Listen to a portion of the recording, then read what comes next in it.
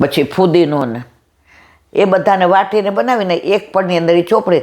પણ ભાભી 2 પડ આમ પહેલાં ન થઈ જાય કે બેન સાંભળો તો ખરા. એ કંઈ ચટણી લગાડી અને ઓલું એક પડ હતું ને એ તૈયાર રાખ્યું હતું. એ 2 પડ ભેગા કર્યા અને પછી કે રોટલો કર્યો 2 પડો અને પછી ખાડા પાડીને અંદર ઘી આટલું બધું પધરાવવાનું.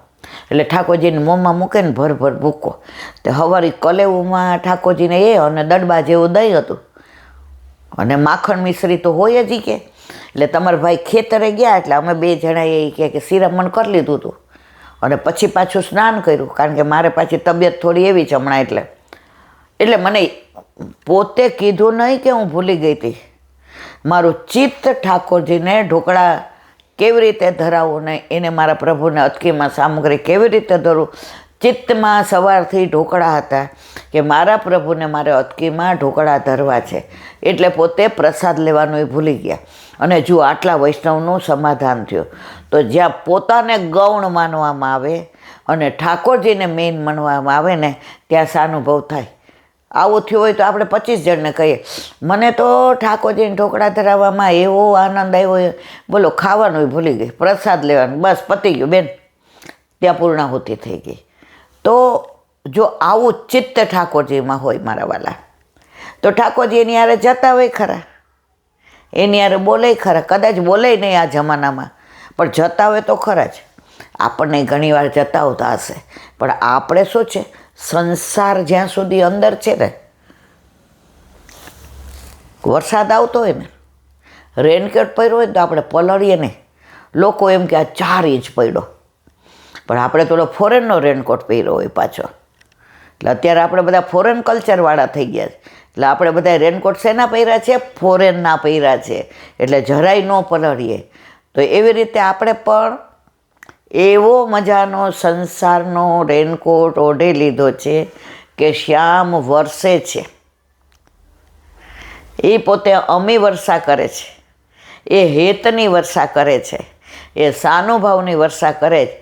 પણ આપણે કોટ શેનો પહેરી લીધો છે? ફોરેનનો. ફોરેન કલ્ચર, ફોરેનની જેમ જીવવાનું, ફોરેનના કપડાં. હવે એ રેનકોટ પહેર્યો હોય તો આ સાનુભાવનો જે સંસારનો રંગ છે, જે વરસવું છે, જે પ્રભુને આપણને જતાવવું છે, એ આપણે ફીલ કરી શકતા નથી મારા વાલા. તો ક્યારે આ બધો ભાવ આવે? સંસારમાં કાપટ્ય ભાવ રાખીને ચિત્ત ઠાકોરજીમાં રહીએ તો આપણે ઊંધું જ. આપણે સંસારમાં ચિત્ત રાખીએ છીએ અને ઘણીવાર આપણે ઠાકોરજીને આમ ચાલશે મારા પ્રભુના.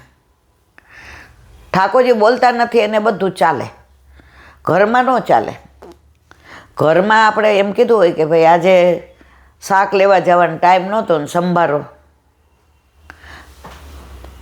સંભારો કર્યો છે અને દાળ ભાત ને પાલકની ભાજી છે. મમ્મી આવું ના ચાલે હો, શાક તો કરવું જ પડે. જો એ બોલે છે એટલે આપણે સવારે ઉઠીએ ને નક્કી કરીએ ત્યારે શું, શાક વિના નહીં ચાલે, ઓલા તમારે ધક્કો તો ખાવો જ પડશે.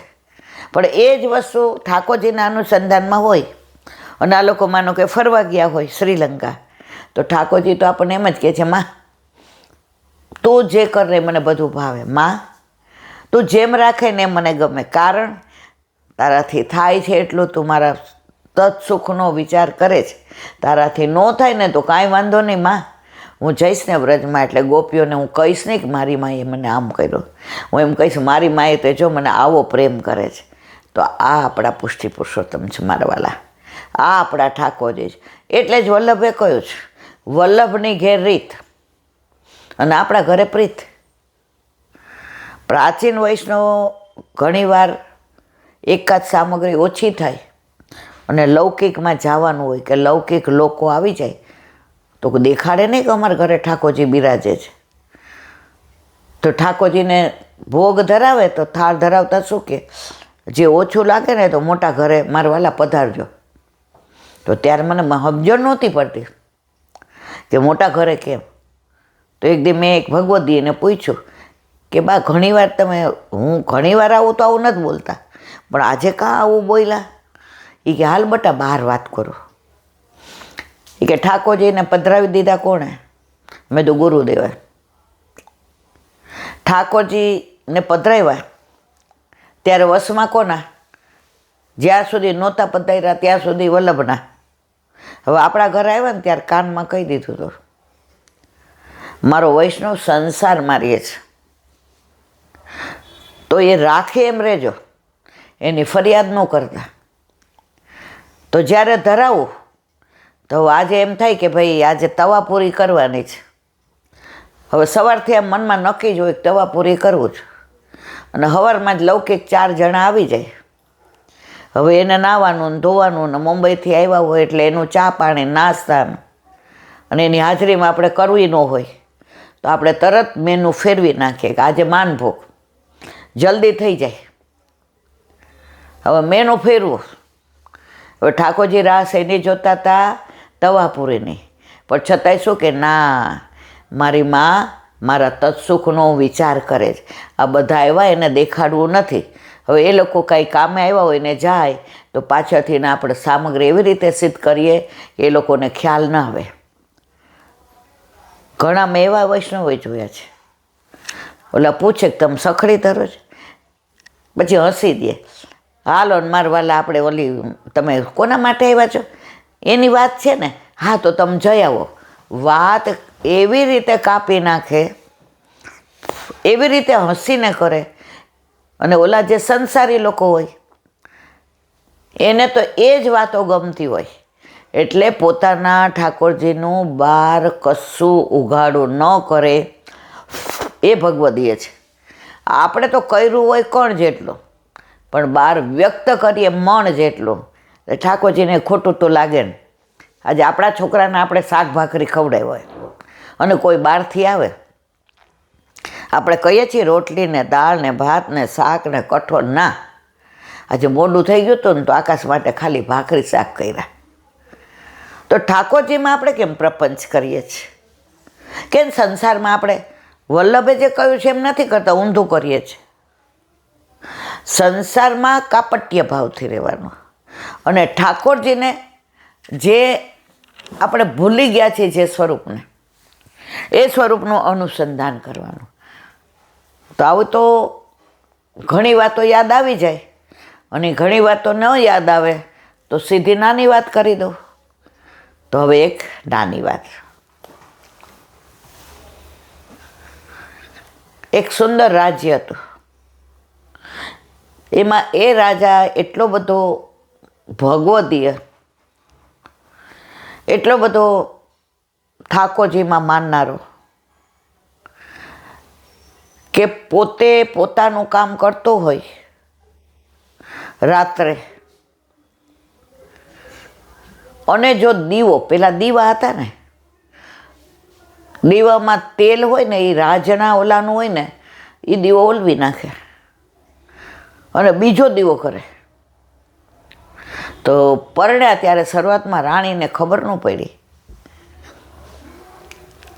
એ કે નાના મોઢે મોટી વાત, મને આમાં કાંઈ સમજાણું નહીં. 2 દીવા છે, એમાં તમે ઓઇલવો હોય દીવો તો તેલથી ભરેલો છે, તો એ દીવો ઓલવી અને આ બીજા દીવામાં અડધો ભરેલો છે. એ કેમ કર્યો?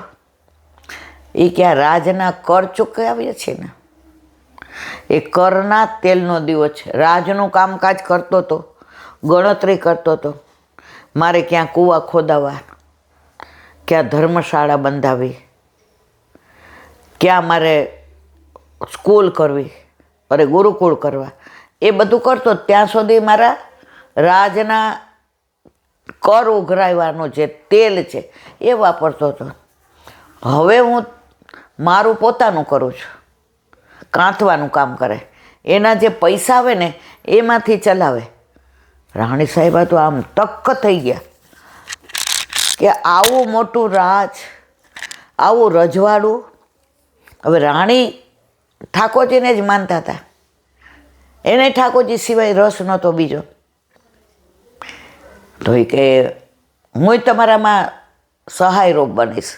એ કે જો તમે બનો તો વાહ, પણ ન બનો તો તમને છૂટ છે, તમે રાજરાણી છો, તમારે જે રીતે રહેવું હોય, હું તમારી સ્વતંત્રતા ઉપર ક્યારેય ત્રાપ નહીં મારું. તો રાણીએ કીધું કાતી શું, 2 રેટિયા અને 2 કાતે દીવો ઓલવી નાખે રાજનો અને પોતાનો કરે.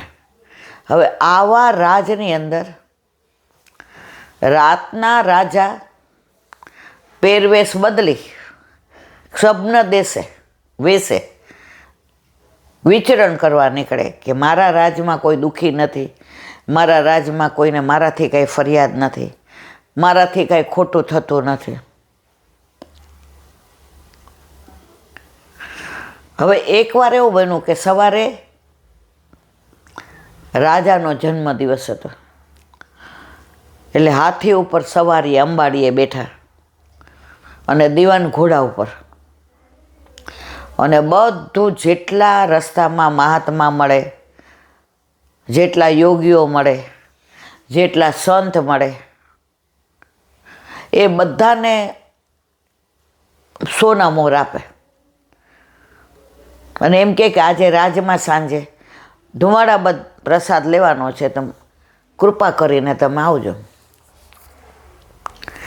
હવે એમ કરતાં કરતાં ગામના છેવાડે એક સંત મહાત્મા બેઠા હતા, પણ વચ્ચે બેઠા હતા. એટલે દીવાને ઓલા સૈનિકને કીધું, એને કે આગા જાય. મહારાજ એક બાજુ બેસો ને, અમારા રાજાની અંબાડી નીકળે. ઓલા જાણે સાંભળ્યું જ નહીં. મહારાજ એક બાજુ બેસો, અમારા રાજાની અંબાડી જાય છે. કે તારો રાજાને મારે શું લેવા દેવા? તારા રાજાને જવું હોય તો અહીં ઘણી જગ્યા છે, આ બાજુ જગ્યા છે ને આ બાજુ જવું હોય તો જાય, ન જવું હોય તો પાછો વયો જાય. હે એ કે આમે જો તમે કુંભાર કરતા ગધેડા ડાયા હોય. તો દીવાન બગડા, એટલે મેં કીધું ને કુંભાર કરતા ગધેડા ડાયા હોય અને ચા કરતાં કેટલી ગરમ હોય. ઉતરીને દીવાન કેમ ઉતરો છો? એ કે સંત મહાત્મા એમ કે છે તારા રાજાને જવું હોય તો જાય, 2 બાજુ જગ્યા છે. બેઠા રહ્યો. ચલો, સંત મહાત્મા હતા ત્યાં વચ્ચે રાજા આવ્યા. સંત મહાત્મા રસ્તો આપો ને. બીજી વાર કીધું, ત્યાગી એ ત્યાગી મહારાજ રસ્તો આપો ને. તો કે હું તો ત્યાગી છું, તું તો મહાત્યાગી છું. રાજા કે હે, હું મહાત્યાગી, તમે ત્યાગી.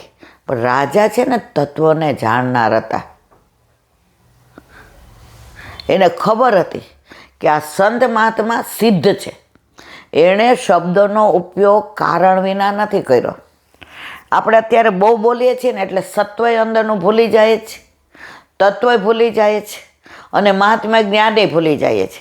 એમાંય લૌકિક પ્રપંચ કરવાનો હોય ત્યારે આપણને એટલો આનંદ આવે છે, આનંદ ન કહેવાય, એટલી મજા આવે છે કે જે અંદરનું કેવું છે એ ભૂલી જાય છે. રેખું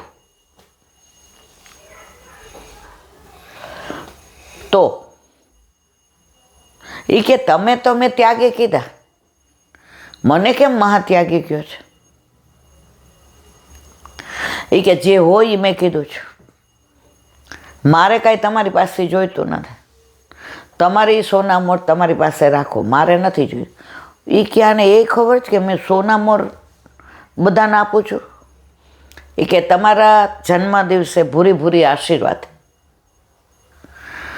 તમે આટલો કર જોઈએ એટલો ચૂકવો, અમે ચૂકવે છે બધા, પણ તમે એમાંથી ને એક રત્તી ભાર પણ એનો ઉપયોગ કરતો નથી. તો કે એટલે મહાત્યાગી કયો છે? કે ના મહાત્મા મને સમજાવો ને, મેં તમને ક્યાં ત્યાગી કીધું તો તમે મને ટોંટમાં મહાત્યાગી કીધું? કોઈ કારણથી કીધું? કોઈ મારાથી એવી ભૂલ થઈ ગઈ છે કીધું? મહાત્મા કે ના તમે તમારે આગળ જાઓ. રાજા અંબાડીથી નીચે ઉતરા, પોતાનો મુગટ અંબાડી ઉપર મૂકો, ચરણમાંથી મોજડી કાઢી નાખી, મહાત્મા પાસે નીચે પલોઠી વાળીને બેસી ગયા.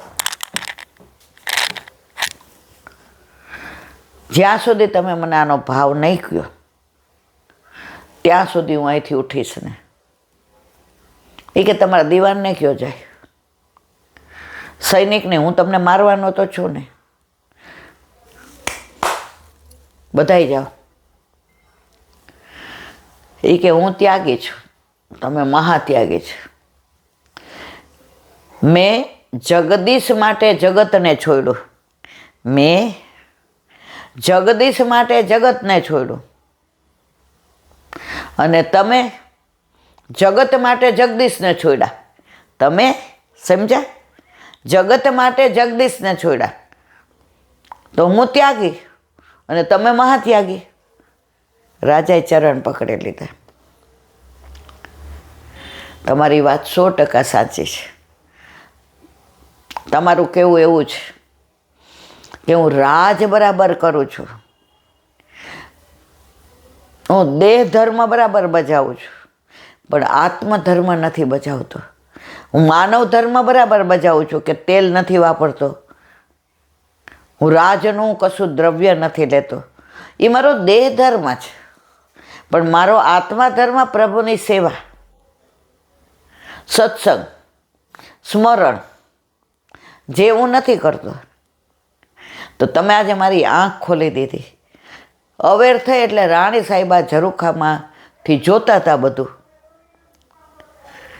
પહેલાં ઘૂંઘટ પ્રથા હતી, ઉઘાડા ચરણે ઘૂંઘટ કરી અને અહીં આવ્યા. રાજાએ કીધું, રાણી સાહેબા, તો કે મને એવું થયું કે સંત મહાત્મા કંઈક તત્વની વાતો કરે છે.